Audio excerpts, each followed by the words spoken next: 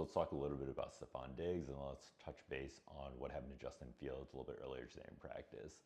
A lot of people have been asking where I think Stefon Diggs should be going, if I'm targeting him, and I'm definitely targeting him this season.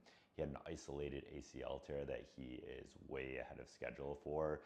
They said that he's not even being placed on PUP. He's only about 9 months out from ACL surgery. A lot of times we get concerned about other structures that are injured in the ACL tear, like the meniscus tear or lateral ligament MCL, and it doesn't seem like that was the case.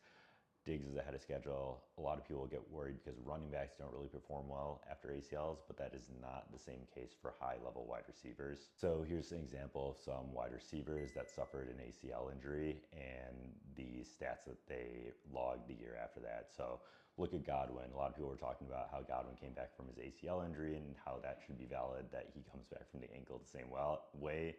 The ankle injury is way worse, so I wouldn't expect that out of Godwin, and they just put him on the PUP, which kind of lends credence to my previous low target on him. But let's look at the season after he suffered his ACL. Logged over 100 targets, logged over 1,000 yards, TDs were a little bit down. Let's talk about a player that was right around Diggs' age, Jordy Nelson. Year after his ACL, he put up all-star numbers. Look at that, 97 receptions, 1,300 yards, 14 TDs. Keenan Allen also did really well, although the TDs were down.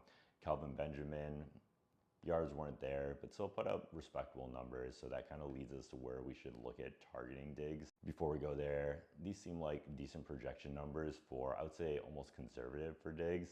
I expect him to be logging higher numbers than this though, but I would say a good floor assumption would be about 70, 80 receptions, right around that 900-yard mark, and 6 TDs. And based on those kind of numbers, right now he's going around the 7th round. He's going in between picks 84 to 95. I think that's definitely fair value, but if he dips into that round 9, round 8, then I think you got to pull the trigger no matter what. Definitely wouldn't be reaching. Honestly, I wouldn't even pull the trigger. Well, actually that's not true because I'm pretty high on Diggs, so I would pull the trigger in round 6.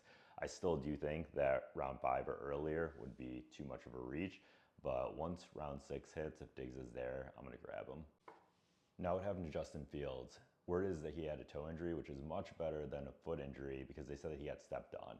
If he got stepped on and they said a foot injury, I'd be worried about that Lisfranc complex that joins that long bone to those other 2 short bones. The fact that they said toe injury and the fact that they said contact also makes me feel a little bit better about this, because if they said non-contact toe injury, I'm thinking plantar plate rupture, turf toe, stuff that can definitely be a more significant injury. Another thing that's interesting is they have on-site x-ray, so they should hypothetically be able to rule out a fracture of that toe. So I'm hoping that he just has a toe